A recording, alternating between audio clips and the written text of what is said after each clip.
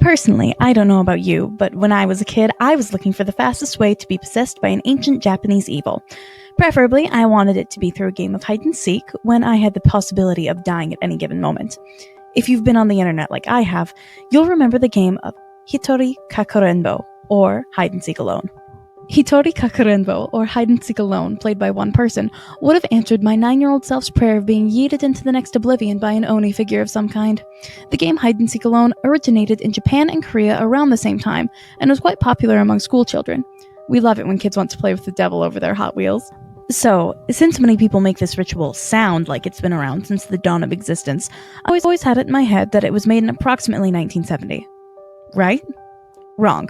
Around July 2007 is when Hitori Kakurenbo became popular on Japanese urban legend chat boards, instructing readers on how to summon a spirit to quote-unquote play with you. Japanese YouTubers began posting their results as videos to the site, but since YouTube was in its infancy, it was harder for these videos to be spread around. Thanks, algorithms. However, since the internet loves to see if people will die from the newest trends, the game kept spreading. On the now defunct Encount site, which according to the Wayback Machine was in use from 1996 to 2019, making it a dinosaur in the timeline of the internet, the game was posted yet again in August of 2007.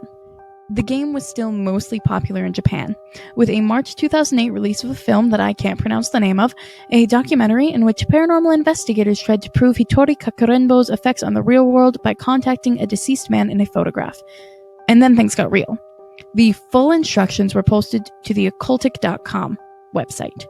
Praise the Lord, fellas, we can try it at home now. Hitori Kakurenbo was in business, baby, because it finally got to the most pivotal point of the internet, Yahoo Answers. Anytime something is asked about on Yahoo Answers, you know it's in the public consciousness of the interwebs, meaning people are now actually trying this at home. In 2008, America and West Europe started caring all about the demon summoning because it broke through onto the English-speaking web. In September of 2008, Saya of the Underworld, a Japanese horror blog, started spreading the high gospel of the quick demon possession at home. From then on, accounts on LiveJournal started appearing, and the story was at the peak of its popularity on the English-speaking web in about 2013, when a Redditor posted a 3-part saga detailing their supposed experience. Alright, cool. So now we know how we ended up with hobgoblin stuffed animals being taken over by dark entities, but we are missing something very integral. How in the hell do we get those little hobgoblins possessed in the first place? Well, I'm glad you asked, because here is how to play Hitori Kakurenbo.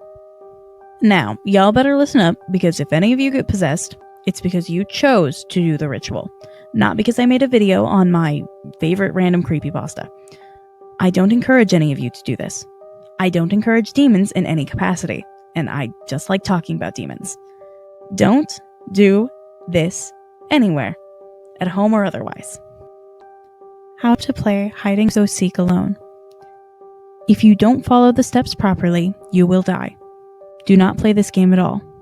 You will die. This game is necromancy. It is potentially very dangerous and not good for your sanity. Do not try this game just because you are curious and want to experience it for yourself. You are taking a risk. Note, it is best to put your pets outside of your house. There have been reports of dogs barking, cats hissing at nothing, and some have even reported their pets behaving strangely after the game has ended. Tools that you will need to complete the game. A stuffed doll with limbs. Not a human doll, as there is a heavy chance that the spirit will grow attached. Giving it a humanoid figure gives it more power. Rice. Enough to stuff the doll. Enough to fill the doll completely.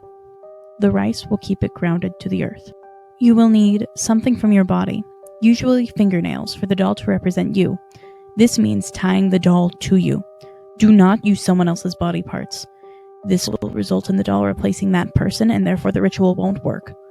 Blood may be used, however it is not recommended. Blood represents a very strong bond between the spirit world and your own. You will need a sharp-edged object to anger the spirit in the doll by stabbing it. Do not use a knife or scissors, as the doll will possibly stab you when it finds you. So, use a pencil or a needle instead. It is recommended to use a wooden toothpick. Red thread, to sew up the hole that you make in the doll to fill the rice in. This symbolizes blood vessels. This brings a heart to the doll. Next, you will need salt water or salt, preferably both.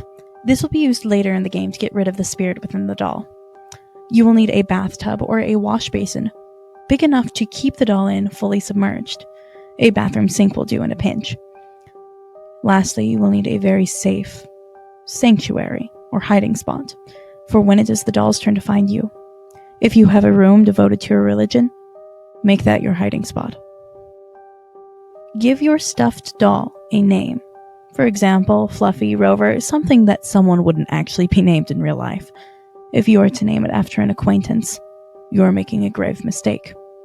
Do not give it your own name. Cut the bear or doll open. Fill it with rice. Sew it shut with the red thread.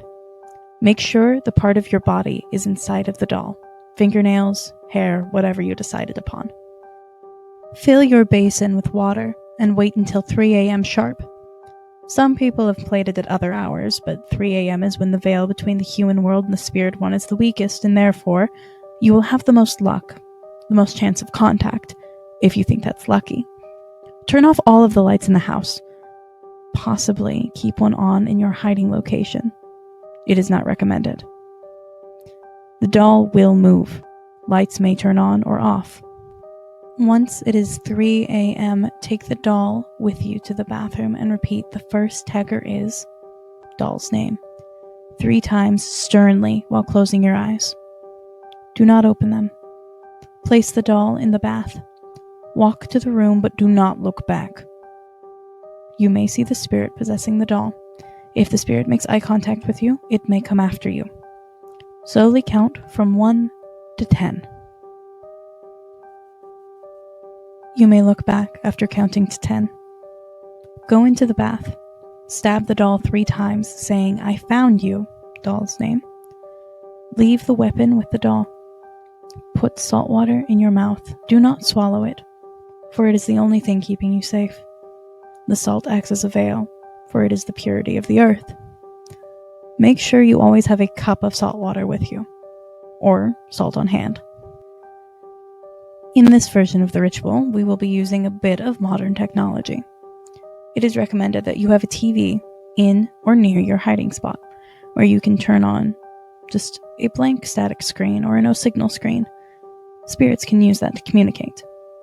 You will be able to tell how close or far away the doll is from it. Keep windows unlocked in case you run into trouble. Keep a friend on hand and a cell phone at the lowest sound and brightness. Remain absolutely silent while you are hiding. Any sounds will alert the doll of your position. Once it finds you, it may stab you, and if it stabs you, it may possess you, even if it's a stabbing with a pencil or a toothpick. You do not know how much power the doll has. And decide that you don't want to be dying anymore. Here's how you end the ritual. To end the ritual, get out of your hiding spot and find the doll. It will probably not be in the bathroom, which is really freaky. And then spit the salt water on it. And then pour the remaining salt water around the doll in a circle. Close your eyes and shout 3 times that the spirit and the doll will have to give up and the game will end. Shout that you won. You must dispose of the doll by burning it. Please, please burn it. If you don't burn it and you decide to keep the stuffed animal that you mutilated for this little ritual, the spirit may try to come back and repossess it. There have been accounts of that. Some versions say that you have to put salt in every corner of your house, and honestly, I just do it to be safe. You can bury the doll, and that will usually help it too. And if you put salt over the spot that it was buried, it typically makes sure it stays out for good. Alright, here are some more general warnings, because again, I don't want you doing this ritual, but I know that someone will. Don't play this game for more than 2 hours. The spirit in the doll will be extremely hard to remove because it'll be ultra powerful, which is not good. Messing around with spirits is very dangerous. Surprise, surprise. Don't turn around when you are headed to your hiding place. You might see something you don't want to see. Don't play when someone else is in the house because they could be found instead of you. Don't play with more than one person because it's a bad idea. Don't turn the lights on because people will find you. Don't fall asleep, no matter how tired, exhausted, or sleepy you are, because you summoned the demon, so guess who has to put up with it? It's you. Do not attempt to leave the house while the game is still going on, because I don't think anyone wants to leave their house unattended with a demon in it. Don't play this game if you get frightened easily. I mean, just common sense. If you're scared, Not a great idea. And lastly, don't name it after yourself or one of your friends, because that's just rude. Okay, so why did this blow up? Back in my memories of my 11-year-old self, I remember watching this, and the first time I watched it, I felt pure, unbridled fear. On my useless brick of a 4th gen iPod Touch, I tapped oh so curiously on a video titled, "How to Play Hide and Seek Alone. I Murdered My Parents Through This." And since clickbait was all the rage, I watched it. Since then, I wondered, why did this blow up in the creepypasta community? As an avid fan of all things spoopy, I noticed that people were trying this and making videos, and it was almost as inescapable as the whole Slender Man fiasco for a while. What makes Japanese horror so appealing to Americans, and what about rituals like this prompt so many kids to try it? I have been mulling this over since I found out The Grudge is being remade for 2020, and I want to know why the thing that broke me as a kid is still so popular to this day. With the rise of the internet, it has become much easier to explore media from other cultures, which is why it's now rather common for kids my age to have a casual interest in anime and manga. And looking to the other nation that Hitori Kakurenbo is popular in, Korea, K-pop has steadily been on the rise since around 2012. But here's the thing, anime spans many genres, and I don't think most K-pop could scare anyone. So what's the deal with horror? Why is Japanese horror so big? From a bit of looking into Japanese horror, it seems that the most notable films are remade for US audiences. Yes, not just released in English, completely remade. The Ring, the whole "you'll die in 7 days" thing, yeah, that was from 1998's Ringu.